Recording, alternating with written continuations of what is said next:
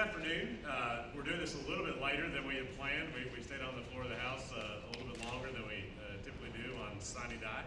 But it is Sine. So happy Sine to everybody here, all the members of the media who've been with us all session, to the staff who are gathered around, who do the real work in this building. Thank you to all of you for all of your hard work, and all of our friends who are with us today. So there's a lot going on this afternoon, and some members needed to get out of town quickly. But I appreciate the members of the House Democratic Caucus who've taken a moment to be here this afternoon. And want to just, you're going to hear from several members here in a moment. Just by way of introduction, I'm Chris Turner, State Representative in House District 101, this is Arlington and Grand Prairie. I have the privilege of serving as chair of the Texas House Democratic Caucus.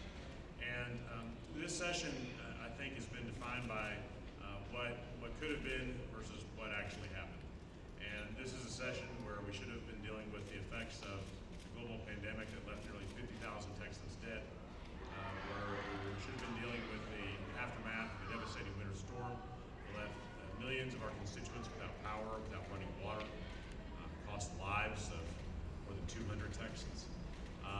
And instead, while those issues were addressed at times, incompletely in our view, this session was defined by extremism, by needless legislation that panders to the far right of the Republican Party. And so whether it was guns or abortion or vote suppression or divisive issues like so-called critical race theory legislation, Republicans missed the mark in dealing with the issues that really matter to Texans. But I'm so proud of the House Democratic Caucus and how hard the 67 members of our caucus have fought day in and day out. Now, the 67 members of our caucus are getting a lot of praise, right, for what's happened over the last 24 hours in this building. But they deserve equal praise for what they have done for the last 140 days, every single day fighting for the people of Texas and the people that we all collectively represent. Let me just speak briefly to yesterday. As I said in my statement last night or early this morning, I don't remember which it was, the 67 members of our caucus have, from day one of this session, fought with everything we have against legislation to suppress the vote in Texas, to make it harder for people to vote. And we know what those bills are aimed at. They're aimed at making it harder for all Texans, but especially Texans of color, to cast a ballot. That is wrong. It is discriminatory. It has no place in the United States of America. And I want to emphasize it was every single member of our caucus who fought this fight and won this battle yesterday. Every single one, members of our caucus. But I want to especially thank and especially acknowledge the leadership of a few individuals. My dear friends, the chairs of the Texas Legislative Black Caucus, Chairwoman Nicole Collier, the chairman of the Mexican American Legislative Caucus, Chairman Rafael Anchita, along with our leader, Chairman Gardner Coleman, who's not here today, chair of the Legislative Study Group, the dean of our caucus, the one and only Sophronia Thompson, and our incredible Speaker Pro Tem, Joe Moody. These leaders, and many others, these leaders worked alongside me and others day in and day out to fight this legislation to the very bitter end. And it is their leadership and their voices that made this victory possible yesterday. So I just want to thank them from the bottom of my heart. Now I'd like to hand it over to my colleagues to share some additional thoughts on the legislative session. If it's okay, I'd like to start with the chair of the Texas Women's Health Caucus, who needs no introduction either. You're from Austin, Donna Howard. Thank you, Chris. Well, I want to echo what Chris said. This is a phenomenal group of people to be working with, and having been here since a special election in 2006, I've seen several legislative sessions, and I think we can all pretty much have been involved with. I refer to it as an Austin rep as a whack-a-mole session, and that every time I turned around, there was something egregious being done about local control and impacting what local governments are able to do to manage their own communities. We also saw a lot of targeting of people who are the backbone of our communities, the working people of our communities. And luckily we were able to fend off some of the legislation that was the most egregious, that would even prevent 10-minute water breaks for these folks that are out there doing backbreaking work to support the infrastructure of our communities. And then of course, as the chair of the Women's Health Caucus, we had the most restrictive abortion legislation that this country has seen. To actually ban abortion before many people even know that they are pregnant, thereby absolutely taking away any choice to make decisions about their own bodies, their own families, their own lives. In addition to that, to place in this legislation the kind of legal action that can be taken by anyone, anywhere, for even aiding and abetting somebody helping a person access this legal medical procedure. It is beyond frivolous lawsuits. It's the frivolous of all frivolous lawsuits. So we were able to get some leverage, but we were not able to, with the numbers that we have, to keep this this legislation that's anti-woman, anti-choice legislation from going forward. And as Chris mentioned, this is at the very time that we are still, it's hard to imagine because we don't all have our masks on now, luckily, we've not had to, but we're still in the midst of a pandemic where people need access to health care. And the fact is that we still have large numbers of Texans who do not have that access. And even though this legislation I'm discussing was about abortion, abortion is health care, and the clinics and the programs that deliver these services are being harassed out of existence when they also provide well woman checks and all kinds of other necessary health care to women who have no other options to get this health care. So I'm very proud of all of these people behind me and all that are not here with us today. We did work as a team. There was so much going on this session.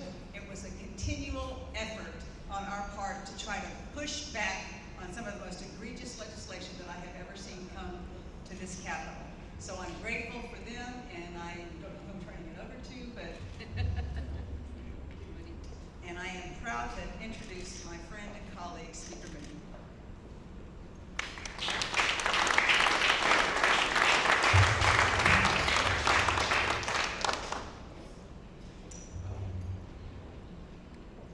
I'll be short. This has been a difficult session in many ways. For those of us from El Paso, the lens that sits over our eyes changed forever. August 3rd, 2019. And it was the first time we've been back in this building since then. And I was hopeful, I was encouraged that maybe, perhaps even knowing the political realities of the state of Texas and the politics of this building, that common sense could break through, that we could actually achieve safety around firearms. In the wake of the shooting in El Paso and in Odessa, and in Silver Springs, Santa Fe, and countless others. But unfortunately, the only answer we had this session was more guns. And at some point, we have to break through the politics of absolutism and understand that people in the state of Texas, no matter what political stripes they are, believe in background checks. They believe in training. They believe in safe storage. They also believe it is bizarre to walk around with an assault rifle slung over your back. That's what most of Texans believe. Doesn't matter what party they affiliate themselves with. But here we are. Another another session gone by and nothing to show for it in terms of safety. But I'll say this, much like all of the causes that I have fought for and these good folks have fought for since they walked in this building and been honored to be represented, we know that this isn't about one session. This isn't about a moment, this is about a movement. And that lens over my eye is never going to change. And neither is my desire to create a safer Texas. Thank you.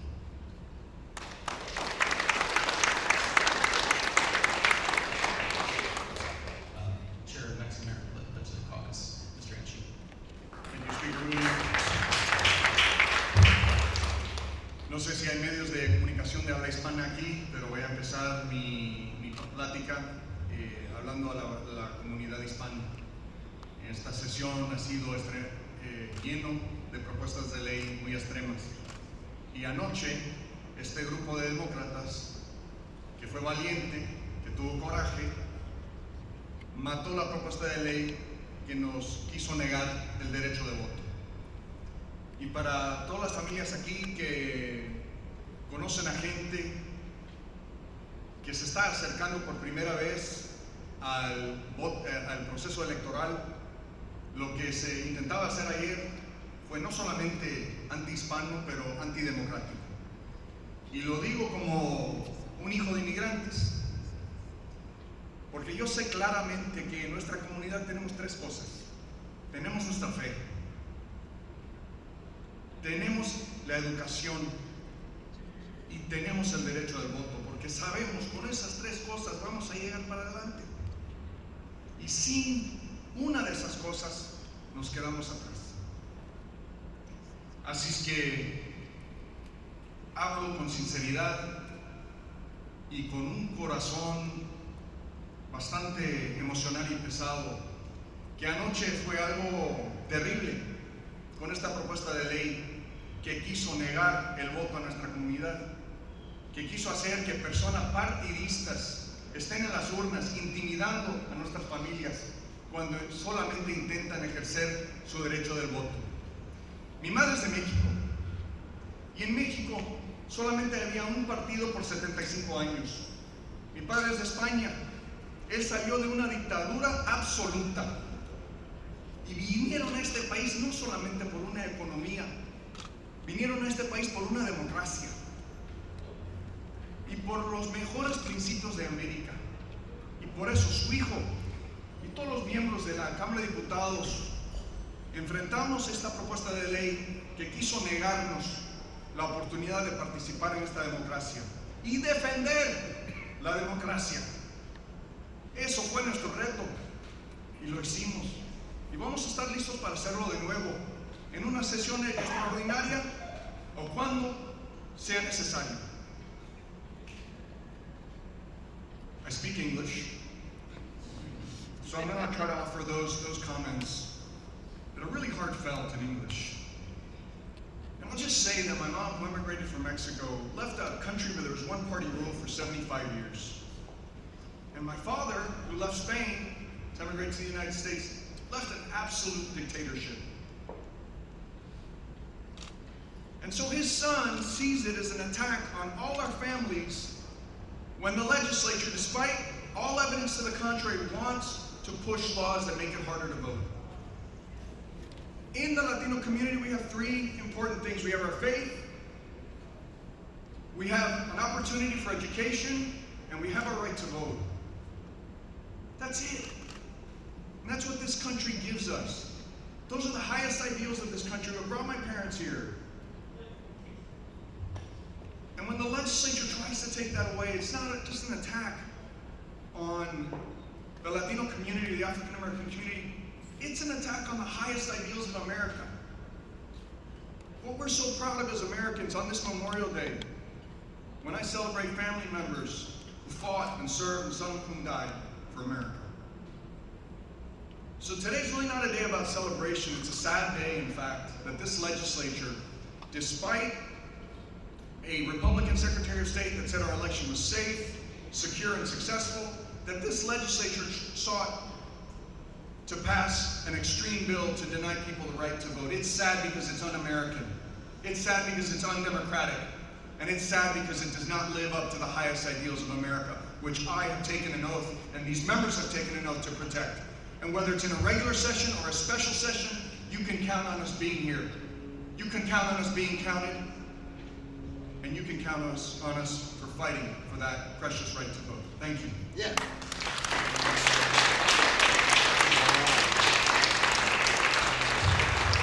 Thanks so much.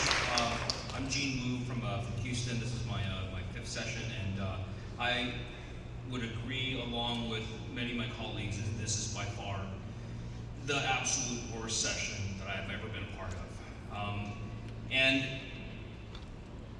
some of this, as you will hear from commentators, is that, look, Republicans held on to their seats in 2020, and there are going to be political consequences. But we just never expected them to go this far off, to go this far off the edge, to take up items and pass items in past sessions that we overwhelmingly voted down. But also to do that in the face of public outcry to do the opposite.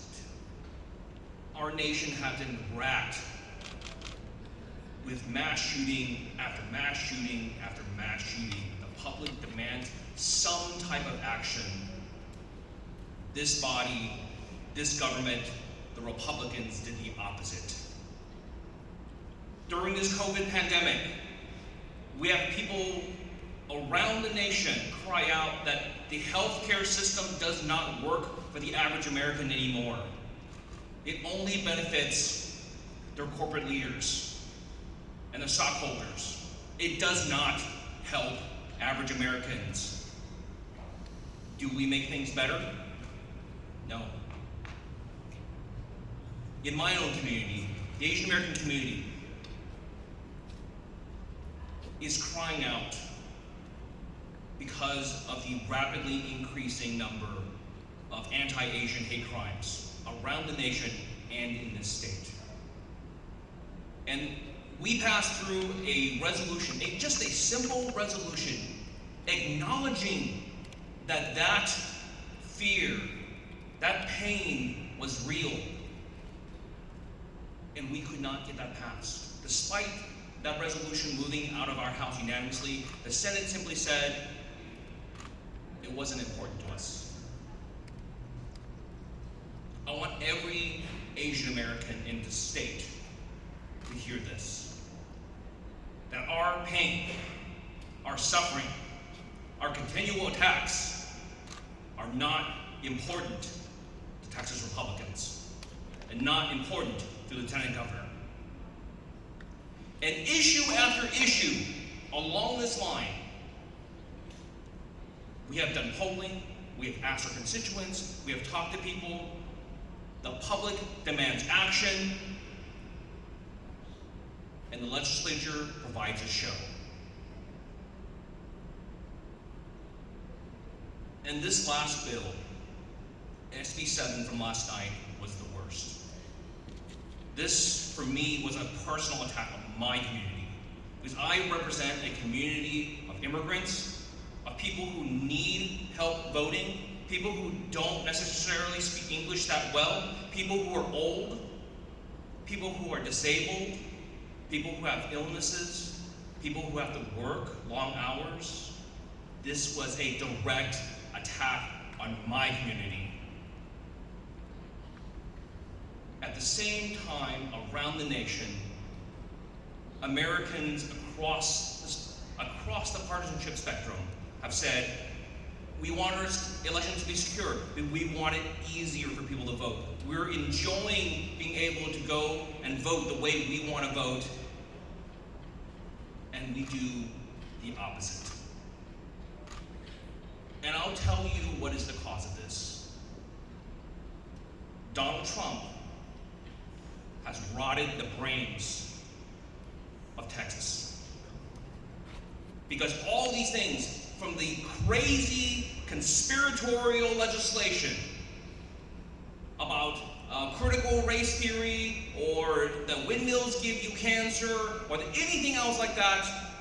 We know that there is one source for this type of legislation, and it is the mouth of Donald Trump. And what I will call on Texans is this. This entire state's government needs chemotherapy. This entire state's government needs to be purged of Donald Trump and all his effects. And there is only one way to do that, and that is for you to vote and be active and be engaged. And we need to take action in 2022.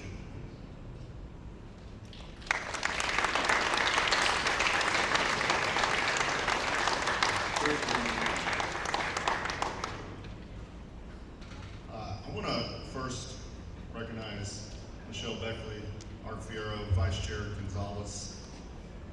The three of them and myself served on the Elections Committee, and we're at the forefront every day of seeing the voter suppression tactics that were brought forward. We talk a lot about SB 7 and House Bill 6, but it was bill after bill, day after day, every week, 2 a.m., 3 a.m., 4 a.m., seeing one way or another to suppress the vote in this state. They say everything is bigger in Texas. If Senate Bill 7 had passed last night, that would have been true for voter suppression too. Along with these individuals on the Elections Committee, our 67 members of the Democratic Caucus, who I'm so proud to serve with, we made sure that we would use any tool we had available to us to make sure that voter suppression bill never became law. I've been asked today by reporters, are we worried about the repercussions? Are we worried about what they'll do now? I think as long as you keep reporting, and as long as the people keep showing up, the people keep making their voice heard, the time that you buy us by talking to these people in this building about what this voter suppression means to you, if you stay active, the 67 of us will show up every day. We'll stay active. We'll make sure every day that we fight and we do everything that we can, whether that's showing up in committee and fighting and calling points of order and making changes to these bills, or it's walking out to break quorum. Anything that we can do, we will continue to do to make sure that the right to vote is not infringed upon in this state. That's our message. That's the line that we will draw. This is the Alamo I was told yesterday. This is Texas, this is the Alamo. We will do everything we can to stop voter suppression, even though we're outnumbered. But with all of you out there making your voice heard, we are louder, we can be bigger, we can be stronger, and we can stop it. If the governor wants to help the state of Texas, don't make threats about voter suppression bills in a special. Call us back to pass Medicaid expansion, and let's truly help the people of Texas. Thank you so much.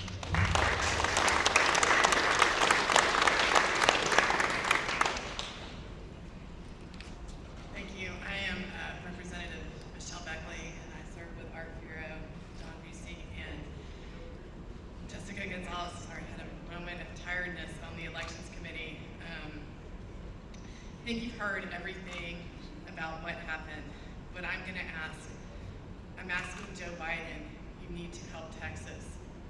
We have done everything we can. The Democratic senators, you need to pass the voter bills, H.R. 1 and H.R.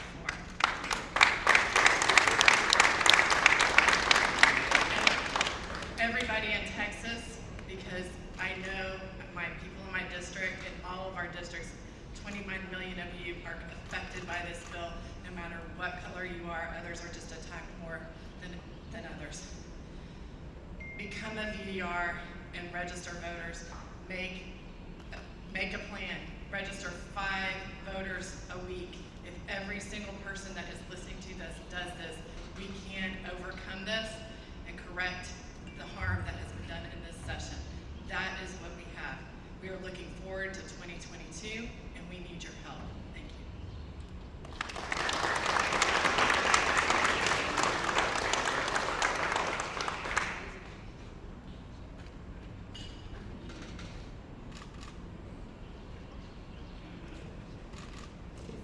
Following up on Chairman Anchia, ¿hay prensa en español aquí o no? ¿Hay prensa en español? ¿Sí hay? Bueno, comienzo un poquito español también. Con mi gente en Laredo, Texas, muchos hablan español.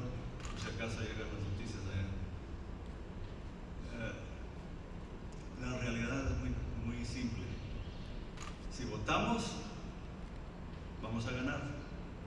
Si ganamos en las elecciones, ganamos aquí.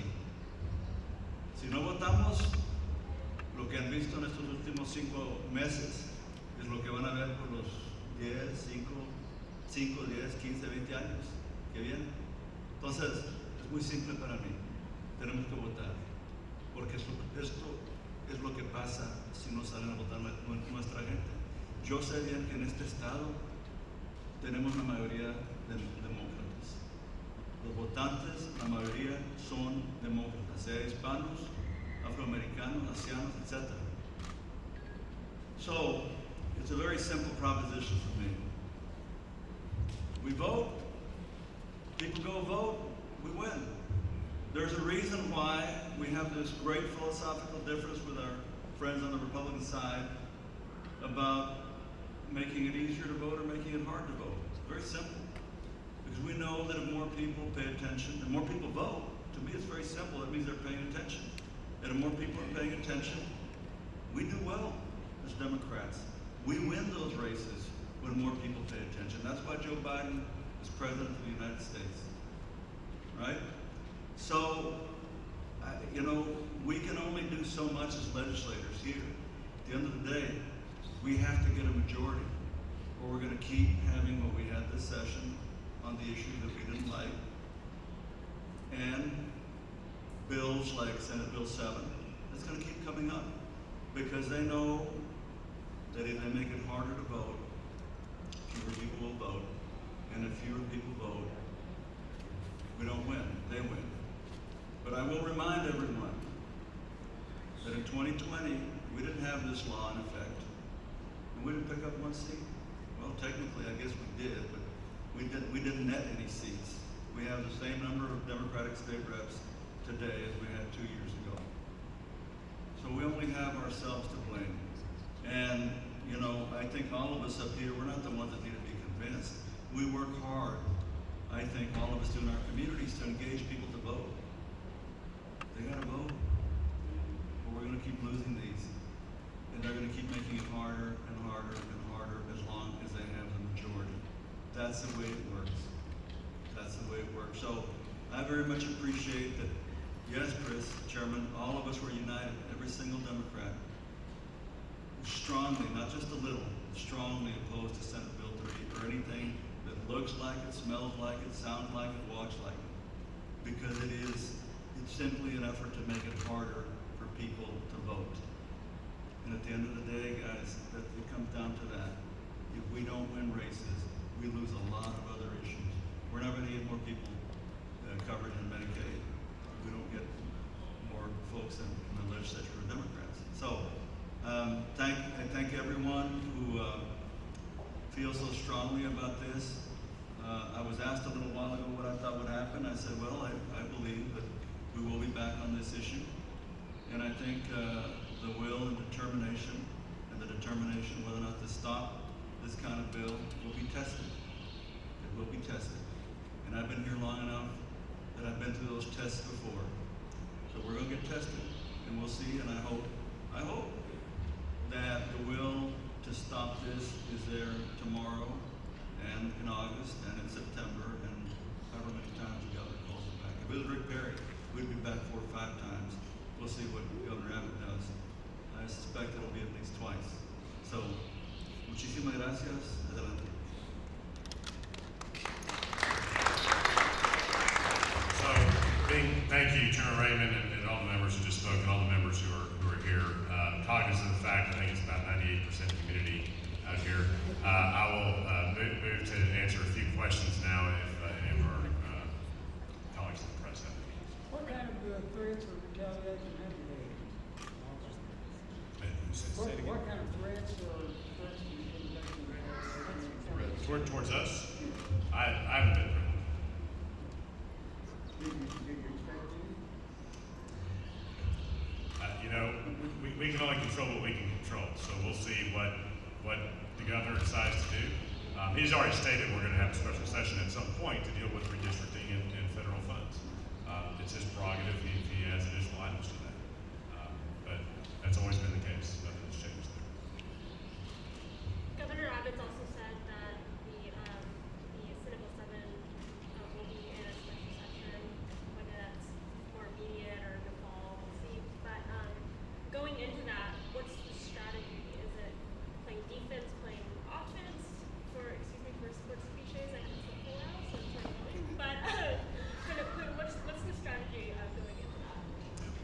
Well, we'll see what the governor decides to do, and then we'll make our plans accordingly. I mean, most of the members here have dealt with special sessions before, and really, in any special session, the governor gets to set the agenda. That is the governor's prerogative under our Constitution. But legislators have tools at their disposal, as we said last night. So we'll just have to see what happens and where it goes, and we'll make our plans accordingly. But we'll be ready for whatever comes. But you'll have concerns that, going into a special session, it could end up being a bill that y'all view as worse than the bill that was actually, proposed today. How do you? Well, that's up to Republicans eventually. So, the bill that we defeated yesterday was a terrible vote suppression bill. I guess conceivably they can come up with ways to do even more discriminatory vote suppression. That's up to them. They can decide what they want to do there. If they're ready to work in good faith and try to address real issues, then we're ready to always do that on any issue, whether it's elections or anything else. But that's ultimately up to them. It's not our decision. The governor announced he's going to veto Article 10 of the budget in front of the legislature. He said no pay for those who abandon their responsibility.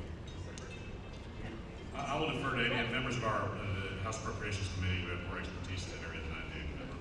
What do you make of that, and what do you see that as? Well, if you just take it for face value, if you defund the legislature, you basically have a monarchy because you are eliminating that branch of government that represents the people. That being said, if you look at what that article covers, not only is it our offices, it's all of the people who work in our offices. It's House administration and all of the people that work in those offices. It's the legislative reference library and the librarians there. It's legislative council, the people who actually are going to be drafting maps and helping us with redistricting. They would no longer exist to provide that assistance. It's the legislative budget board that provides all of the information we need for our budget. So I find it to be a rather ridiculous statement to have made. Do you see it as a way to entice lawmakers back to perhaps consider bills that y'all don't want to pass before the funding runs out? It's hard for me to think that there's any true effort at leveraging, saying that we will defund the branch of government that represents the people in order to get y'all to represent the people. It's just, it's nonsensical. I can't even respond to it. Last question. Yes, would y'all consider another walkout in the special session? Dave, as I've always said, whether it's beginning session, end of a session, a special session, whatever the case may be, our caucus is always going to have all options at our disposal. Just leave it at that. Would you also comment on Governor Evans' threat to taking over Well, those two questions, but Oh, yeah. we know each other a long time. Look, I can't say any better than Representative Howard just did. But our Constitution provides for three branches of government, equal branches of government, and the executive doesn't get to trump the legislative branch. And so any attempt to veto the appropriations or defund the legislative branch, as you said, is absurd. And so I don't think the legislature is going to stand for that. Republicans, Democrats, House, Senate, that's not going to be tolerable. Thank y'all very much.